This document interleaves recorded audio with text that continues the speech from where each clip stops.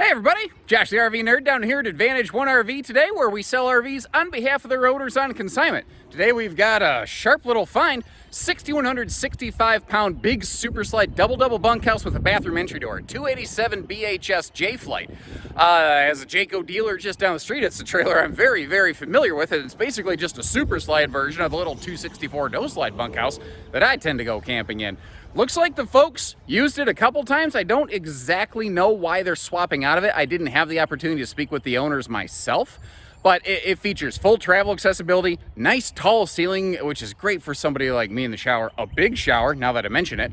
The weight fits in very nicely for many tow package modern half tons. Now, when you say half ton towing, you always need to examine the vehicle in general, but for most of today's half ton pickups with tow packages, this should fit very nicely. Even some bigger expedition excursion type vehicles might find this one within their safe capacities.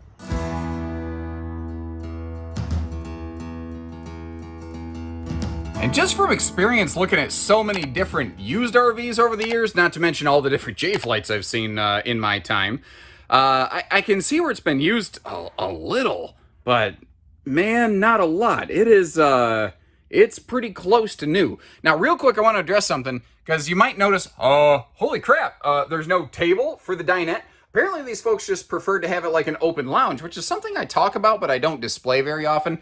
The table and the posts are actually both stowed away in that lower bunk down there, where they're not going to slide around and bang around in transit and cause any kind of problems. So, it's amazing how just simply removing that table, it feels very transformative. It really opens things up in here, makes this look and feel nice and big. There's a radiant barrier layer through this floor of that slide, by the way. That's an extra little thing Jayco does a lot of people don't pick up on. Storage all the way below that dinette, and what I like to call a barefoot-friendly ladder. A lot of RVs have a built-in ladder, but they're like wooden dowel rods. They're not exactly smooth to the touch. They ain't exactly kind to bare feet. That one's not too bad. It's a big, thick plank thing that Jayco makes there. Thicker bunk mattresses on top of plywood bed decking, and that actually gives us a best-in-class 600-pound rating per bunk. That's like double anybody else, basically. Individual curtains also for the upper and lower bunks is always a nice thing so the kids aren't fighting with one another, because if the kids start bickering, ain't nobody having a good time. That's just kind of how it goes. We all got to get along a little bit. We got central air, cabinet ducted heating versus floor ducted heating. And I tell you what, this thing has an impressive amount of storage. And that's something that a lot of bunk models tend to lack with high frequency. They really struggle to have places to keep all of the kitchen stuff to feed everybody and all of the clothing to, keep everybody decent. This one doesn't really suffer from that challenge right there. I like that little, it's a private front bedroom, but what they did here is they kind of converted that wall into both a bedroom privacy wall as well as sort of like a pseudo coat closet with a boot bench right there, not to mention shoe garage below the entertainment center. And you know what? I think we pretty much got it covered. Let's start getting the slide out open. I'm an idiot. Let's open the storage. Bam! There we go. Struts for the overhead doors so you don't have to juggle them. That sofa is basically a giant chest. And remember, there is storage all the way below the U-dinette as well. Notice the flip top on that little boot bench. If you could finagle some kind of hooks on that thing, I think it actually could make a pretty interesting, pretty good wastebasket in a sense. I've never really looked at it and thought that before, but I think maybe just a couple simple command hooks or a couple little screw hooks or something put in there could potentially really kind of transform that little fixture and the way that you might use the RV potentially, because otherwise, it would be nice to have a little bit more obvious wastebasket space. Moving back on, notice I like this storage right here next to the bunk space. Kids need a lot of space, this is really helpful.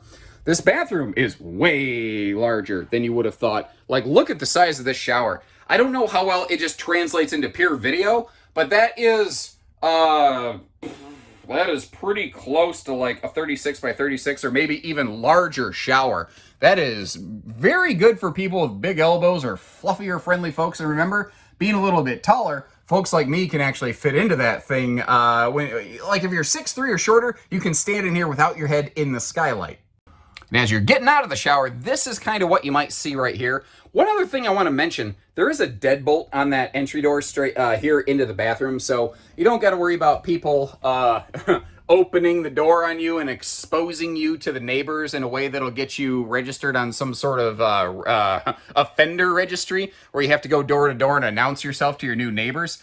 No, nobody wants that, obviously. So moving around here, going up to the private bed space, there are the same pleated privacy shades here in the bedroom, by the way, that you saw in the living room space. This is a camp queen, what some people call a little short queen, or whatever you want to call it. Room to walk around. You could sacrifice some of that to go to a true queen. That's kind of up to you, though, and what sort of feels like the best solution for you. And I thought it was interesting. Evidently, during the day, this RV, the idea behind it was family time, because there was no entertainment in the living room. But you see that they put a nice TV here in the bedroom, which I understand, because actually my wife and I have a kind of routine where, like, 1 hour every night after we put my daughter to sleep, we just watch a little TV, sit next to one another. Even if we don't talk, we just spend time together and connect. So that TV in here, kind of, I don't know, it sort of resonated with me. But one of the other really great points of this floor plan that I think makes it so popular is its full travel accessibility. I don't think there's a single nook or cranny that you can't get to. Maybe the main entertainment center, you're not going to watch TV in transit, but you can easily pass through to the kitchen area, to the cabinetry, to the bunks, to the bathroom from either door. So it's a dual entry door model, but it doesn't require both doors to, navigate for the Cracker Barrel test, basically, road mode. Other than just typical storage dust, I don't see anything out here that concerns me too awful much.